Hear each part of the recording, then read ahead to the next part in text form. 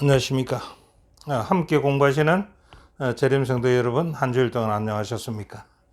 자, 오늘은 문답식으로 풀어보는 교과 공부, 오늘 제 8과가 되겠습니다. 예, 8과의 제목은 성소에서 비치는 빛이라는 제목으로서 함께 공부를 시작해 볼까요? 예, 자, 제 8과 성소에서 비치는 빛의 토의 의제를 한번 밝혀본다면요. 첫 번째는 성소의 기능은 무엇이며 지상 성소와 하늘 성소의 차이점은 무엇인가를 한번 토의를 해봤으면 좋겠고요. 두 번째는요. 조사 심판이 진행되는 이유는 무엇이며 심판을 통한 유익은 무엇인가라는 것을 한번 살펴봤으면 좋겠고요. 세 번째는요. 그리스도께서 우리를 대신하여 무엇을 대언 중보, 단언하시는가를 우리가 한번 알아봤으면 좋겠다라고 생각이 듭니다. 예, 먼저요. 르비안 헤럴드지 1908년 1월 2일자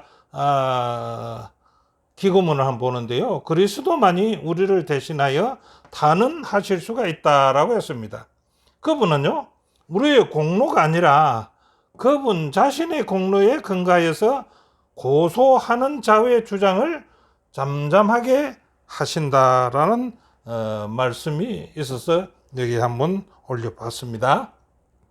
자, 7가 성소에 비치는 빛의 서론을 한번 볼까요?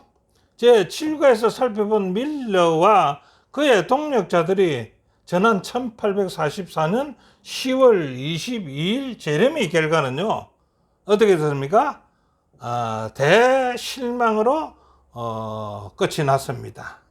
그 대실망으로 끝이 난 것을 2300주의 예언이 성경에 오릅니까? 그들의 해석에 무슨 문제가 있었습니까? 우리 이것을 정확하게 짚고 들어가야 되겠지요. 그 다음에 실망 직후에 밀러주의자 중에서 일부는요.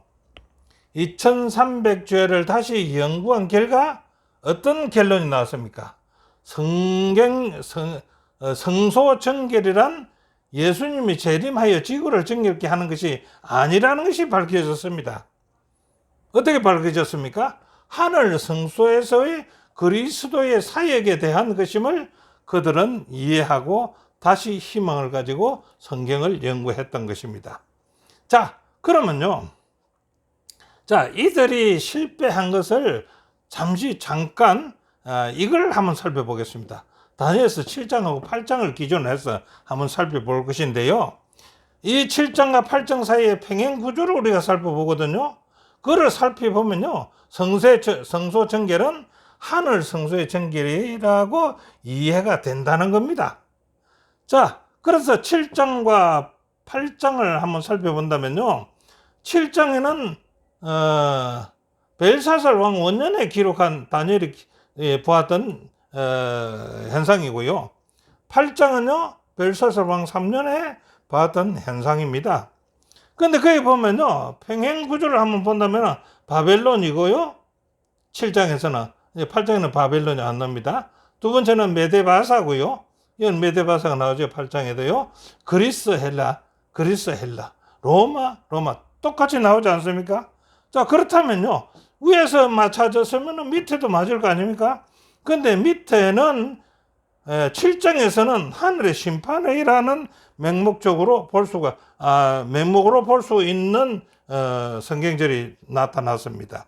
그런데요, 8장에서는요, 하늘의 심판 대신에 성소의 정결이라는 2300조의 그 결과를 기록해 놨습니다. 그러면 여기서도 똑같이 나왔다면은 이것도 같은 행편 아니겠느냐 이겁니다. 자, 그렇게 인정하시고요. 기억제를 한번 볼까요? 지금 우리가 하는 말의 요점은요. 이러한 대제사장 예수님이시죠. 예수님이 우리에게 있다는 것이라 이렇게 얘기하면서 그는 어디 가서 계신다고요? 하늘에서 지극히 크신 이의 보좌 우편에 계신다는 겁니다. 그리고 그 보좌 우편을 무엇을 기록했냐 그러면 성소와 참장막에서 섬기는 이시라고 얘기합니다. 예수님이 성소와 참 장막에서 섬기는 일을 한다 이 말씀이죠. 이 장막은 그러니까 이 성소는 주께서 세우신 것이라 사람이 세운 것이 아니라는 겁니다. 그러면 이게 어디 있다는 겁니까? 예수님께서 이 땅에 오셔서 성소 세우진 않았지 않습니까? 하늘에서 성소에 세우셨다라는 얘기를 우리는 여기서 알 수가 있겠지요. 자, 그럼 첫째 날 하늘 성소, 지상 성소는요 어떤 방식에서 만들어졌는가, 어떤 원행이 있었는가라고 한번 질문을 한다면요, 출애굽기 25장 8절에요. 네, 어떻게 해서 지상 성소가 세워졌는가를 얘기합니다. 내가 그들 중에 거할 성소를 그들을 시켜서 나를 위하여 지어라. 네가 내게 보이는 대로, 뭔가가 보이는 대로, 모세에게 보이는 대로 장막을 지어라. 또 40절에는 산에서 내게 보인 그 식양대로 지어라. 그럼 어떻습니까? 지상의 성소를 지을 때 뭘 보고 지었다고요? 하늘에 있는 성소를 보고 지었다는 말 아니겠습니까? 히브리 8장 5절에는요. 저희가 섬기는 것은요, 하늘에 있는 것의 모형과 그림자라고 히브리서는 찍어서 얘기하고 있습니다. 그 하늘에 성소 없다는 말은 안 되겠지요. 자, 초기 재림교회 신자들은요, 1844년에 실망 후 성경을 자세히 살펴보면서 성경에는 두 개의 성소, 즉 모세가 지은 지상에 있는 성소와 하늘에 있는 참 원행인 성소가 있다는 것을 이들은 깨달았던 것입니다. 자, 성경에는요, 모세가 지은 성소와 참 원행인 하늘에 있는 성소, 그의 기능들은 무엇이 있을까요? 기능이 같을까요? 틀릴까요? 한번 살펴볼까요? 자, 지상 성소에서는 어떤 기능이 있습니까? 범죄한 인간에게 구속의 갱륜을 주시는 겁니다. 그 성소에서요. 이에 따라서 지상 성소는 구속의 도리를 가르쳐주는 상징적 실물 교훈의 장소로서 그리스도의 죽으심으로 모행이었던 제사는요, 그 의미를 상실하고 원행으로 들어갔다 이겁니다. 그렇지요? 자, 하늘 성소에서는 어떻게 할까요? 하늘에 있는 참 장막은 새 언약의 성소이다. 새 언약이라고 말하고 있습니다. 자, 다니엘서의 70주야의 예언에 따라서요, 그 기능은 성취되었고요, 이후 수세기 동안 지상 성소는 없어졌습니다. 그렇지요? 그런데 2300주야가 끝나는 1844년에는 여러 세기 전부터, 그러니까 예수님이 십자가에 돌아가시니까 이거는 여러 세기가 지났죠. 여러 세기 전부터 지상에는 이미 성소가 있었다 없었다? 없었다는 겁니다. 2300주야 공부하던 윌리엄 닐레가 공부하는 그 당시에는 지상에 성소가 없었습니다. 그러므로 2300주야까지니 그때의 성소가 정결하게 함을 입으리라고 한 예언이 하늘에 있는 성소를 가리키는 것임을 우리는 전혀 의심할 여지가 없다라고 대쟁조 417페이지에 말씀하고 있는 겁니다. 자, 그렇다면요, 지상 성소에서 드려진 모든 제사의 제물은 무엇을 예표한 것입니까? 우리가 잘 알다시피 성소에 드려진 모든 제물은요, 갈보리 십자가에서의 예수님의 희생을 상징하는 것입니다. 맞지요?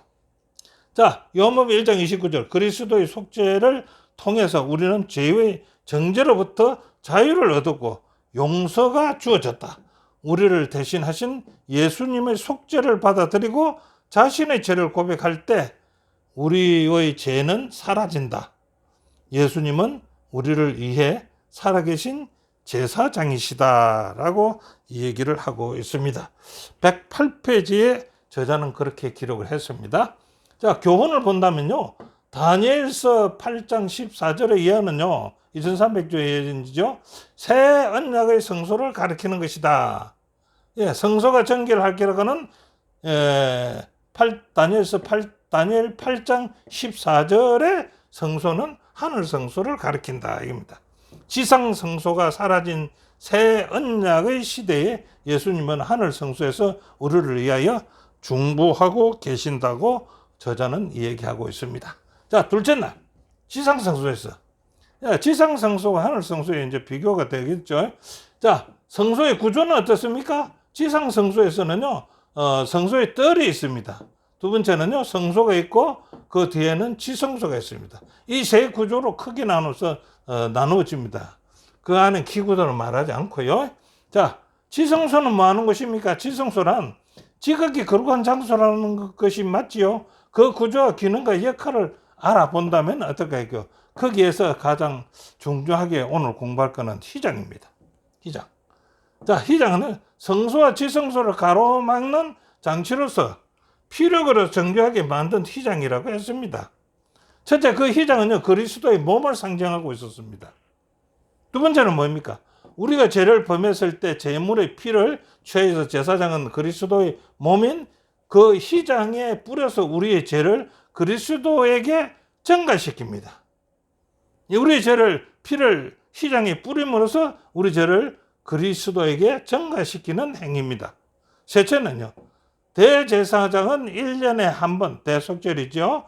예수님의 몸을 상징하는 그 휘장을 깨끗이 함으로 전가시킨 우리 죄를 지우는 일을 하고 있습니다. 네 번째는요, 대제사장이 하나님 앞으로 들어가는 길은 그리스도의 몸인 휘장을 통해서 들어가지요. 우리도요, 하나님 앞으로 나아가려면은요, 어떻게 될까요? 예수님을 통해서 들어가야 된다라고 얘기하는 겁니다. 그래서 요한복음 14장 6절에 나로 말미암지 않고서는 아버지께로 올 자가 없다라고 얘기합니다. 그 휘장이 굉장히 중요한 역할을 했다는 겁니다. 자, 그 다음에요, 대속죄일입니다. 대속죄일이요, 여러 가지를 볼 수 있는데 이스라엘 백성들과 제사장이 할 일은 무엇인가? 이렇게 안 물어봅니다. 그래서 저 1번에요. 레위 23장 27절 29절을 기준으로 해서 본다면 이렇게 나눌 수가 있습니다. 1번, 온 이스라엘의 마음이 성소를 향하게 하고요. 두 번째는 모든 일상적인 활동을 중단하고요. 세 번째는 모두가 금식해야 되고요. 네 번째는 대제사장이 하나님의 임재 앞에 나아가는 동안에는요, 백성은 자신들의 마음을 살펴야 됩니다. 다섯 번째는 겸손과 애통하고 자백케 하는 마음으로 하나님을 찾고요. 여섯 번째로는 스스로 괴롭게 하고 그렇지 않는 자는 선민 중에서 끊어질 것이라는 것입니다. 그 대속죄일에 해야 될 일.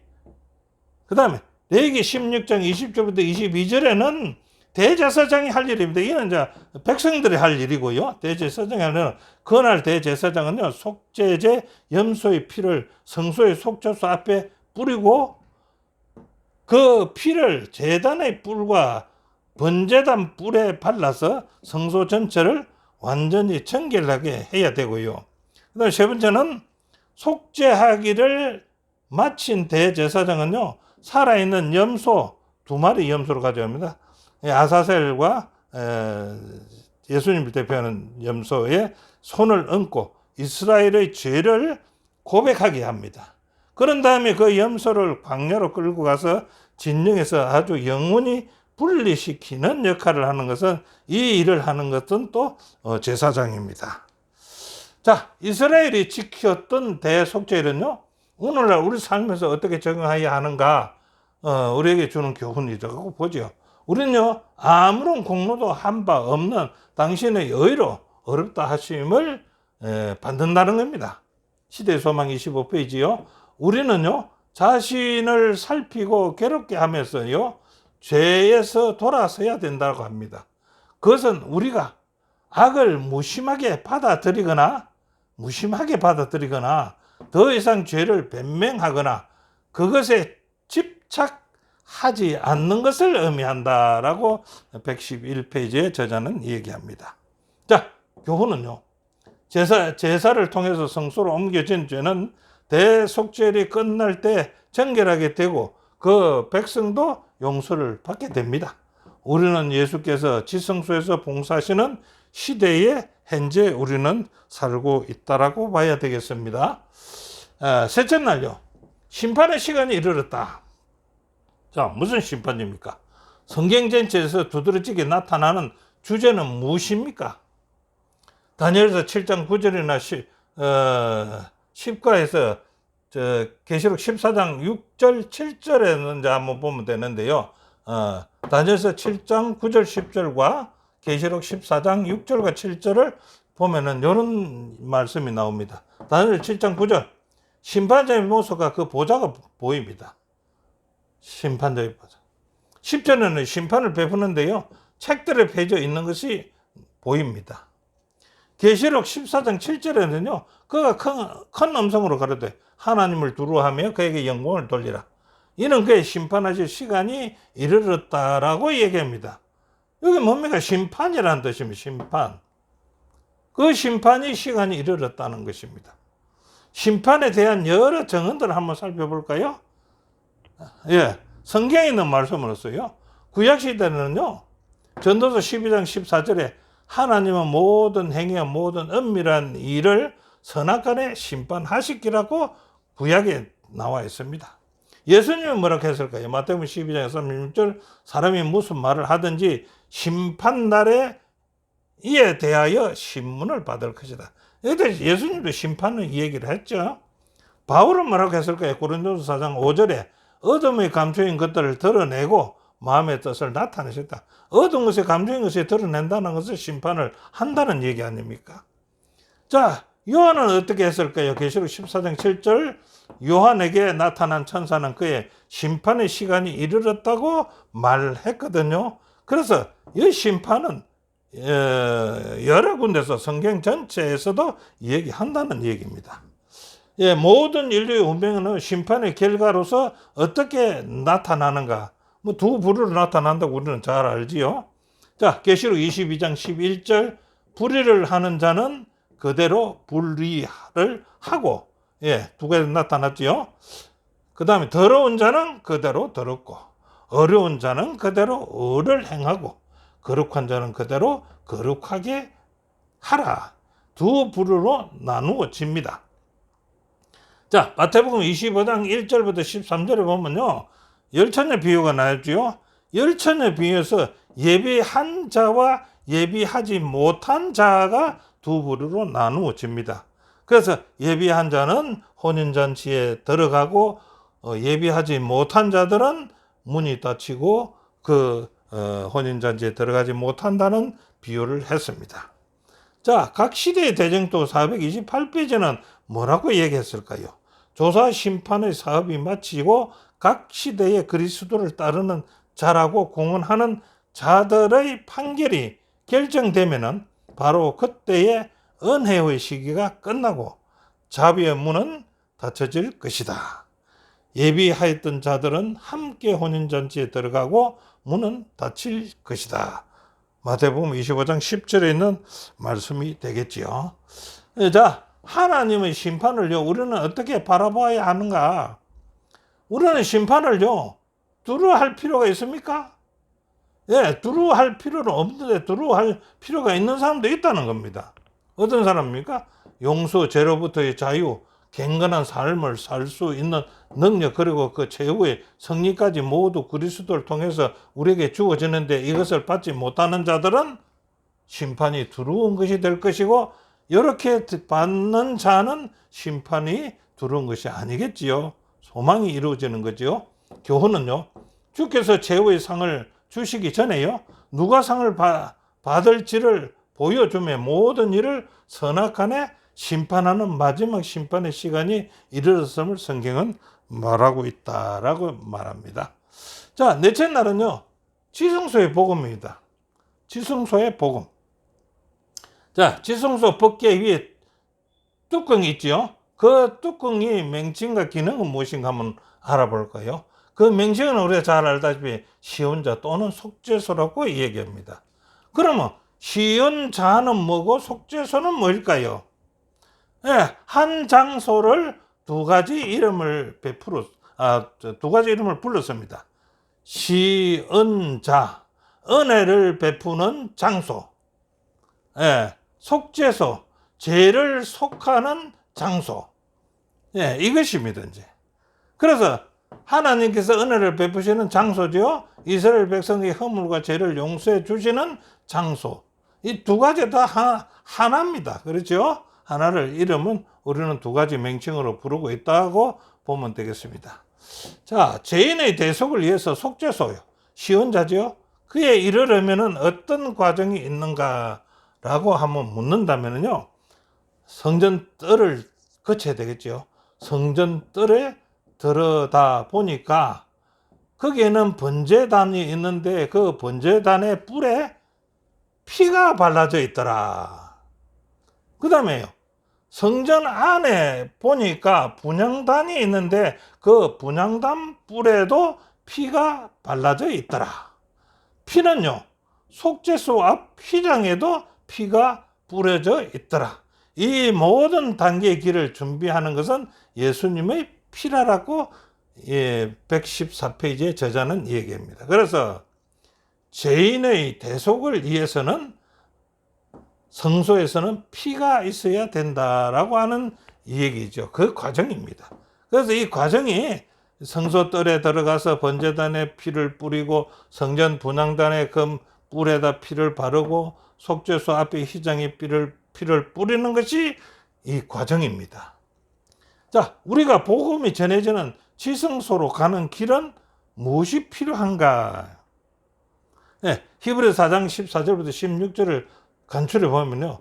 은혜를 얻기 위해서 포기하지 말고 은혜를 얻기 위해서 포기하지 말아야 됩니다.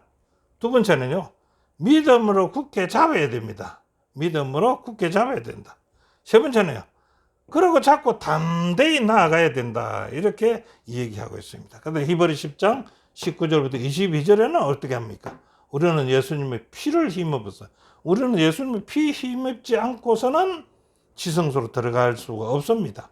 예수님의 피를 힘입어 성소에 들어갈 담력을 얻었으니 이제 믿음을 통해서 우리는 예수님께서 우리를 위하여 휘장 가운데로 열어주신 새로운 길입니다. 새로운 길. 휘장을 통해서 새로운 길이 열렸습니다. 그걸 통해서 하늘 성소에 들어갈 수가 있다라고 얘기하고 있습니다. 자, 시언자. 아래 있는 율법과 복음 사이의 불가분 관계를 어떻게 보여주는가? 히브리 8장 10절입니다. 내가 이스라엘 집과 맺은 언약은 이것이니 내 법을 그들의 생각에 두고 그들의 마음에 이것을 기록하리라. 나는 그들에게 하나님이 되고 그들은 내게 백성이 되리라는 성경 말씀입니다. 자, 히브리 8장 10절의 주석을 보니까요. 이렇게 해놨습니다. 이 8장 10절 여기에 대한 주석이요. 내 법을 그들의 생각에 두고 그들의 마음에 기록한다는 것은요. 사람이 자기의 힘으로 선을 행하는 것이 아니라 그리스도가 그 마음에 거하여 신자 안에 그리스도의 삶을 사는 것이 뭡니까? 복음과 불가분의 관계에서 이루어질 수 있는 일이라는 것입니다. 그렇지 않고는 우리가 율법 아래서 들어갈 수가 없다는 겁니다. 자, 교훈은요. 엄정한 하나님의 율법 앞에서 어렵다 여김 받을 수 있는 이유는요. 우리에게 필요한 모든 것을 누가요? 예수님께서 제공하신다는 겁니다. 우리를요. 끝까지 구원하시기 때문에 우리는 희망을 가지고 성소의 빛을 바라봐야 된다. 이렇게 말합니다. 다섯째, 심판대에서 우리의 대언자랍니다. 대언자. 지상 성소의 대제사장 사역이 뭡니까? 우리를 대언하는 것이 지상 성소의 제사장입니다. 그렇다면요, 하늘 성소의 예수님 사역은 뭡니까? 이것도 대언자입니다. 그 차이점은 뭐일까요? 그러면 지상 성소의 대언자 제사장과 하늘 성소의 대언자 예수님, 대제사장인 예수님의 그 차이점은요. 자, 사역은 이렇게 한번 볼까요? 사역은요. 지상 성소는요. 대제사장이죠. 대제사장은 민수기 3장 10절을 보니까 아람과 그의 아들들을 세워서 제사장 직분을 행하라 했습니다. 그래서 이 대제사장은 할 수 있는 사람들이 정해져 있었습니다. 하늘 성소 대제사장은요. 히브리서 3장 10절을 보니까 대제사장이신 예수님을 깊이 생각하라. 예, 하늘 성소에서는 예수님이 대제사장이라는 것이죠. 예, 그러면 이제 이 성소의 하늘 성소나 땅의 성소나 제물은 무엇일까요? 지상 성소에서는 레위기 4장 3절에 허묻는 수송아지로서 속죄 제물을 삼아 여호와께 드려. 예, 수송아지만 아니죠. 양도 드리가 되고 여러 가지 드리는 제물이 있었습니다. 자, 그런데 하늘에서는요, 히브리 9장 28절에 그리스도께서는 많은 사람이 죄를 짊어지시려고 단번에 자기 몸을 제물로 삼았다. 자기 몸을 제물로 삼아서 바쳤다 이겁니다. 제물이 완전히 다르죠. 여기는 짐승이고 여기는 예수님 자신의 몸이었습니다. 자, 그 결과는 뭐 지상 제사에서는 히브리 10장 11절 제사장 마다 매일 같은 제사를 드리되 이 제사는 언제든지 죄를 없게 하지 못하는 제사를 드렸습니다. 이 제사를 드리는 것은 지상 제사는요, 죄를 없이 하지는 못했습니다. 하늘 제사는요, 히브리 10장 10절을 예수 그리스도의 몸을 단번에 들이심으로 말미암아 우리가 거룩함을 얻었다. 이 거룩함을 얻었단 말은 죄 사함을 얻었다는 거지요. 자, 심판을 한번 볼까요? 지상 대언자는요, 계시록 12장 10절 우리 하나님 앞에서 밤낮 잠수하던 자가 쫓겨나고, 예, 지상에 우리의 대언자는 잠수하는 자입니다. 잠수하는 자가 우리를 대변하면서 우리의 죄에 있다는 것을 잠수하는 겁니다. 그런데 하늘 대언자는요, 디모데전서 2장 5절에 하나님은 한 분이시오, 또 하나님과 사람 사이에 중보도 한 분이시니 곧 사람이신 그리스도 예수라. 예수님이 우리의 대언자입니다. 우리의 중보자요. 그렇습니다. 죄사건 사망에서 사람을 구원하기 위해 어떤 계획이 있었었나 한번 볼까요? 백성들이 죄가 믿음으로 말미암아 속죄 제물로 옮겨지고 그 제물의 피를 통하여 죄는 상징적으로 다시 성소로 옮겨졌던 것처럼 새 언약에는요, 회개한 자의 죄가 믿음으로 말미암아 그리스도에게로 옮겨지게 됩니다. 그리스도께서는 그것을 실제적인 하늘 성소로 옮기셨다. 모행이었던 지상 성소에서 했던 그 모든 그 예식들이 그것을 더럽혀 왔던 죄를 도말함으로 정결하게 되었던 것처럼 하늘 성소의 실제적인 정결도 거기에 기록된 죄를 도말하거나 제거해 버림으로 이루어진다. 대쟁투 421페이지에 있는 말씀입니다. 그분의 희생과 중보, 대언이죠. 중보하는 것. 대언자를 통하여 죄는 모든 것이 처리될 것이다. 119페이지에 있는 저자의 말씀입니다. 자, 교훈은요, 구원의 계획을 통해서 예수님은요, 온 우주 앞에 하나님의 사랑을 나타낸다. 그의 희생은 죄의 참혹함을 보여주며 온 세계를 위해서 구원하는 속죄를 제공하는 것입니다.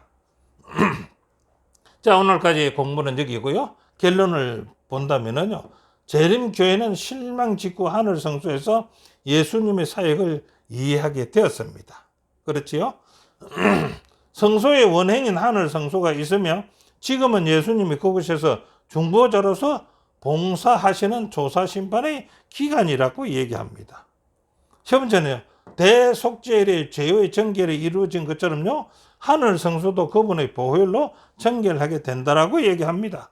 네 번째는요, 하나님은 십자가에서 사랑을 보이시고 심판대 앞에 서게 될 죄인에게 은혜를 주신다는 겁니다. 우리의 대언자로서 은혜 주십니다. 우리에게는 이러한 공로가 없으나 오직 예수 그리스도의 공로가 우리를 대언하기 때문에 우리는 구원에 큰 지장이 없다는 것입니다. 예, 오늘 공부는 여기까지입니다. 함께 공부해 주신 여러분 대단히 감사합니다. 또 다음 주에 뵙겠습니다. 감사합니다.